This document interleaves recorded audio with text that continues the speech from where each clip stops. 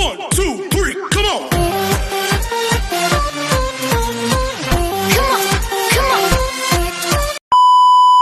Hello beautiful people! Welcome back to my channel. This is your Mama Sam. Hola mga amigo, amiga, kumare at kumpare. Kamusta kayong lahat? Sana lahat po kayo ay okay at safe ngayong araw na ito. At syempre, kung ako naman ang tatanungin nyo, nakikita naman ninyo ang beauty ng Mama Sam ninyo, fresh overload pa rin, di ba? Ganyan talaga kapag umiinom ka ng maraming vitamin C plus kumakain ka ng maraming banana. Dahil sa banana, mas nakakaloka ang ganda ng Mama Sam ninyo. Charot! So, kumusta naman kayong lahat? Sana lahat kayo ay okay na okay ngayong araw ng Saturday. So, this is the first Saturday of the year. So, sana lahat kayo ay okay na okay ngayong araw na to. Syempre, kung ako naman ang tatanungin ninyo, kaninang umaga nag-exercise ako, nag-swimming ako, kaya I feel good at naglaban na rin ako. Pero ngayon kasi meron kaming date ni Nu,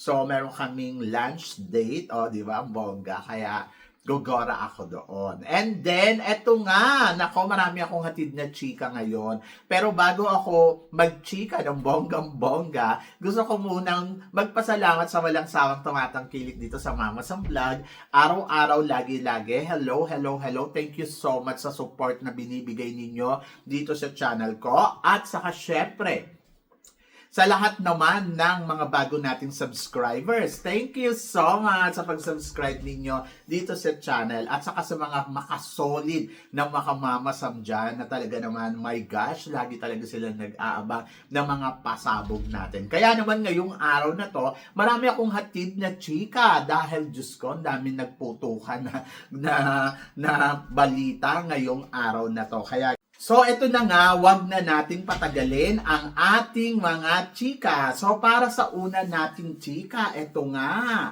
Mr. Chavit Singson nag-post yesterday sa kanyang personal account sa kanyang social media. And then, ito nga, sinabi niya na nagpapasalamat siya dahil nga sa pag-assist sa kanila ng dating Miss Universe Vice President ba? Na si Shawn. And then, ayun nga, ang sinasabi niya nga dito na binalita niya sa atin na hindi na daw honor si Miss Ann, si Kun Ann, at saka si Mr. Raul.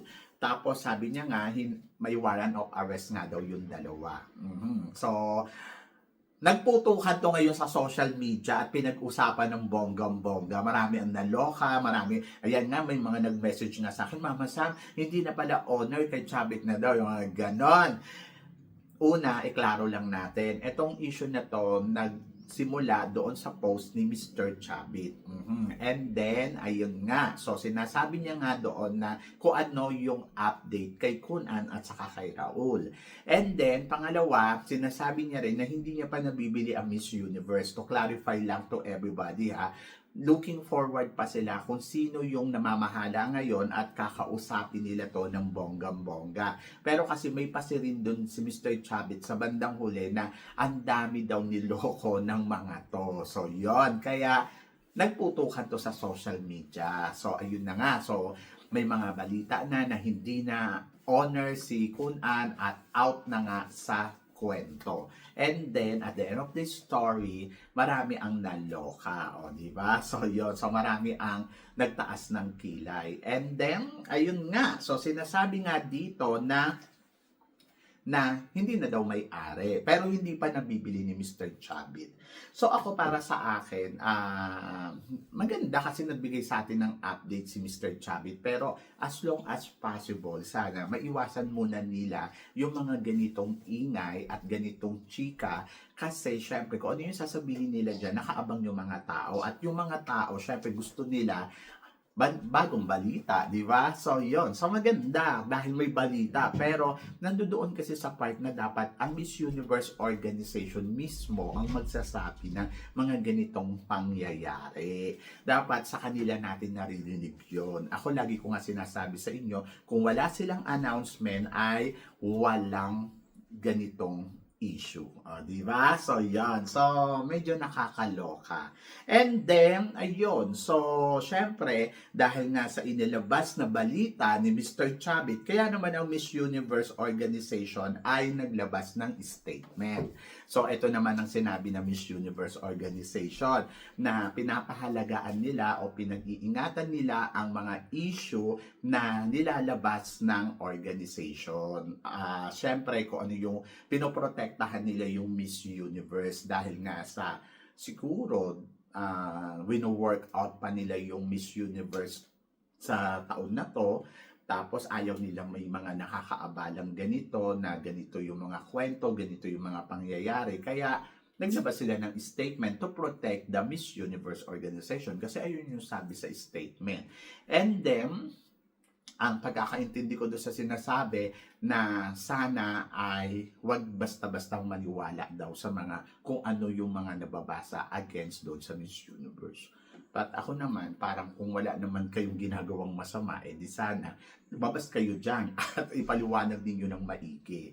And then, so sa kwentong to, parang lumabas pa na naninira si Mr. Chavit doon sa Miss Universe Organization sa honor. So, kaya nag-react sila ng ganon. Pero syempre naloka ako, no? Ano ba talaga ang totoong nangyayari? Actually, nasan ba talaga si Kun An? Bakit hindi na lumalabas si Kun An? Ang alam natin, may problemang hinaharap si Kun An, pero dapat kasi siya kasi yung nagka-clarify ng mga ganito. And then, pangalawa, kung si Mr. Raul na nga ang may-ari ng Miss Universe, edi dapat si Mr. Raul, lumabas siya at ipaliwanag niya ng maigi kasi parang under of his organization, medyo parang anggulo eh. And then, ayun na nga, di ba? Parang ang nakikita natin ngayon na parang kanya-kanya ngayong opinion yung mga tao na parang, di ba? So, pinagpipiestahan sila ng bonggang-bongga, kaya nakakaloka. Pero ito ang mas nakakaloka. Dahil si Mr. Nawat, nag-post din ng Miss Universe Organization. So, si Mr. Nawat ba ay under pa rin ba ng Miss Universe? So, yon. So, alam ko, si Mr. Nawat ay under siya ng Miss Universe for the Asia. And then, so, siguro, ginagampanan lang niya yung tungkulin niya bilang Miss Universe Organization, part ng organization na siguro dahil na rin para protection kay Kun An or para na rin siguro sa tulong kay Kun An na kung ano yung pinangako niya kay Kun An, siguro ginagawa lang niya ng maigi pero hanggang dun lang yon. So parang part lang si Mr. Nawat ng Asia, di ba? Sabing ganon, Miss Universe Asia, si Mr. Nawat ang may ano dyan, hindi pa naman pinapalitan, hindi pa naman nila binabago yung mga, kung sino man yung mga tao dito. So sa madaling salita, wala pang nagagawa ang Miss Universe Organization ng pagbabago sa kanilang organization. So, yon, medyo nakakaloka, sakit sa ulo. Kanino ba talaga tayo maniniwala, no? And then, ito ang sumunod na chika.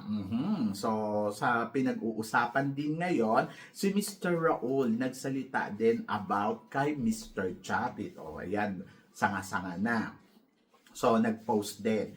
Hindi ko alam kung saan galing to ha, pero ito kasi yung mga nabasa ko dito sa social media mula sa pageant, ano ba to? Pageant to. Okay, so sabing ganon, sabi ni Raul, sawang-sawa na ako sa ilusyonadong hangal na yan at sa anak niyang nagsasabi ng mga pahayag. Nangangarap ng isang bagay na hindi niya makakamit sa loob ng 100 taon. Mangarap ka pa, wawakasan ng mga abogado ko ang mga kwentong inkanto mo.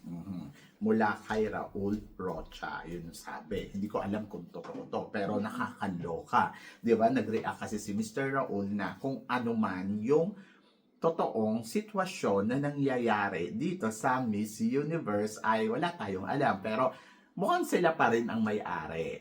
Kasi may nakikita ko na mga update doon sa Miss Universe post. Tapos, ibig sabihin, continuous pa din. Ang nakakaloka kasi, sa totoo lang, sa mga nangyayari dito sa Miss Universe, ako, opinion ko lang to. Kung may sisisihin man ako dito, yung dating may hawak ng Miss Universe, kung sino man sila, Kasi parang feeling ko, kung hindi nila to pinagkatiwalang ibenta, kung sana ito ay ginawa nila ng paraan, hinawakan nila ng maigi. Kasi parang ang tanong, bakit ba nalugi ang Miss Universe? Kanino ba nagsimula yung gulong to? And then, bakit ba kailangan ibenta ng ganon, di ba? So kung hindi nila to ibinenta sa ibang tao, di sana hindi ganito kagulo ang Miss Universe. Kaya gumugulo ang Miss Universe dahil doon sa pinagsimulan ng kung sino man na nagbenta nito, and then ayun na nga, ganon na yun nangyari. So yun, so nakakalungkot kasi parang hindi naman natin talaga alam kung bakit nga ba ganito ang naging sitwasyon ng Miss Universe, pero sabi ko nga maling tao kasi yung pinagbentahan nila. And then ngayon, ando doon sila ngayon sa sitwasyon na parang ang gulo-gulo-gulo-gulo na. At ako naman kay Mr. Chabit, kung edi wag na lang niyang kunin yung Miss Universe, di ba? So panatilihin niya na lang na parang hayaan niya na kung ano yung sitwasyon ng Miss Universe at i-out niya na yung sarili niya. Kesa naman ganyan yung sinasabi ni Raul sa kanya. And then, ayan, so sanga-sanga pa. So ngayon, sino ang mananalo sa kanila? Si Mr. Raul o si Mr. Chabit na ayan, so mukhang magkakadimandahan pa. Kaya, ay naku, ang sakit sa ulo, di ba, ng sitwasyon na yan. But anyway, so good luck. And let's see kung ano nga ba ang mangyayari dito sa Miss Universe. So, di ba? So, naloka din ba kayo? Kasi ako naloka ako ng bonggang-bongga sa kwento nila. Parang ang gulo-gulo na, sanga-sanga. Pero, sabi ko nga, para sa ikatatahimik ni Mr. Chabit, siguro wag niya na ipasok yung sarili niya dyan. Hayaan niya na ang Miss Universe kung ano ang mangyayari. Kung mawawala ang Miss Universe, di mawawala. Kung may niloloko sila, di bahala sila sa buhay nila. Basta ang importante ay isave niya yung sarili niya at manahimik na lang sila sa Pilipinas. Marami namang mga pageant dyan. Katulad ng Miss Universe Philippines, Miss Grand Philippines, ay mga tipong ganon. Yung Miss Grand dati nakikipagsosyo sa kanila, inayawan nila. Tapos ngayon naman, itong Miss Universe na ang gulo-gulo. Di ba? So gusto nilang kunin. Dati binibenta to sa kanila, hindi naman nila kinuha. Di ba? So yun ayun yung mapapaisip ka na, bakit noon binibenta sa inyo, hindi nyo kinuha, tapos ngayon bigla kayong magiging interesado. Anong dahilan? And ngayon, kung gusto nyo isalba yung Miss Universe, parang feeling ko naman, ayaw naman nila ibenta. Kasi yung sinasabi ko, hindi nila ibebenta yan dahil gagamitin at gagamitin nila yan sa kanilang mga pangangailangan o kanilang mga interes kung ano man. But for me, siguro mas maganda na hayaan na lang nila yung Miss Universe. And then, let's see kung ano mangyayari. Kung matutuloy ba to sa Puerto Rico, kung ano nga ba ang mga magiging eksena sa taon na to ng Miss Universe. And then, tingnan natin kung may Miss Universe ngang magaganap this year. So, yon. So, pagkatiwala na lang natin yan sa kanila. Feeling ko na maalam nila yung ginagawa nila, di ba? At kung sinasabi na marami na silang naluloko, marami na silang wala naman tayo kasing resibo doon sa mga pinagagawa nila. Kaya mahirap din, di ba? Na parang bigla-bigla na lang tayo maniniwala sa mga sinasabi ng mga tao. So, akin lang, tingnan na lang natin kung ano ang mga susunod na mangyayari sa Miss Universe. Yon, ganon, nakakaloka. Kaya, ay nako, hindi ko na din alam. So, ayan, naglabas na sila ng statement at pinaliwanag na nila kung ano yung sitwasyon at ayun. So, bahala na kayo kung papaniwalaan ninyo yung mga nilalabas nila dyan o hindi. So, yan. Basta ako, ang masasabi ko lang, waiting tayo kung ano nga ba ang mga susunod na mangyayari dito sa Miss Universe. Ayan. And then, para naman sa sumunod na chika, eto nga, sabing ganon, si Oppo Susyata in-interview sa CNN at saka syempre ang reigning Miss Universe ay napanood din nila kung yung interview nila. Yung interview kasi dito ni Mexico, way back 3 weeks ago pa to Oo, kapag katapos niyang manalo ng Miss Universe, so may interview siya. Napanood ko na to. Pero kasi yung kay Susyata, yung bago. Recently lang. Yung kay Susyata, bago kasi. And then, ayun. So, alam naman na natin na mas magaling talaga si Susyata mas magaling talaga si Oppo pagdating sa mga ganitong communication skills. Talagang mararamdaman mo yung lalim niya. Kaya nga siya naging Miss World, di ba? Hindi naman yan magiging Miss World kung hindi naman yan ganun kagaling. Ang naging problema lang sa Miss Universe, syempre may napili yung organization na mas gusto kesa sa kanya. Kaya, ayun yung pinanalo. And then, ayun nga, ganun nga ang nangyari. And then, ngayon, ayan na. So, nakita ninyo kung gaano kabongga. Talagang kinabog niya talaga ang Miss Universe pagdating sa com skills. Hindi nyo ba alam na nung nakaraan pa na hindi ganong kabog ang nananalong Miss Universe, katulad ni, yung kay Shenice, di ba? Hindi naman siya ganong ka-great talaga pagdating sa com skills eh. Pero yung performance and beauty, ayun talaga. And then yung kay Denmark, ganun din, hindi rin naman siya masyado nagsasalita, na hindi nga siya ginawang MC during Miss Universe preliminary competition, di ba? Dapat siya yon, pero hindi. And then, ngayon, si Mexico. So, yung kumbaga, parang nakafocus talaga sila sa beauty ng isang candidates. Pero not to the point na yung sasabihin mo na parang wow, katulad ni Oppo na magaling magsalita, or katulad ng mga ibang Miss Universe na ganong kabongga. Hindi. Walang ganon mga wars. Charot. So, yan. Anyway, so comparison, syempre mas panalo at kabog, syempre si Oppo.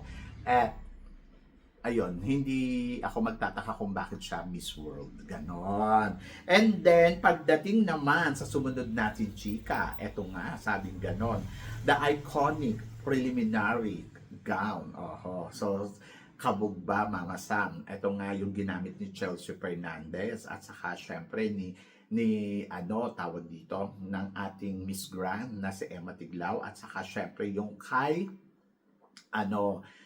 Atisa. So, yung mga designer neto, talagang mga winner. Siyempre si Mactumang kay Atisa manalo. And then kay Rao naman si Ryan to yung kay Emma Tiglao na binatikos ninyo ng bonggang-bongga, pero hindi nyo na-appreciate yung design, hindi nyo na-appreciate yung ganda, yung edgy ng gown ni Emma Tiglao. So, yon. Kaya medyo nalungkot ako. Pero, sabi ko nga, bongga talaga yung gawa ni Ryan dyan. At saka syempre yung kay Leo Almodal, di ba?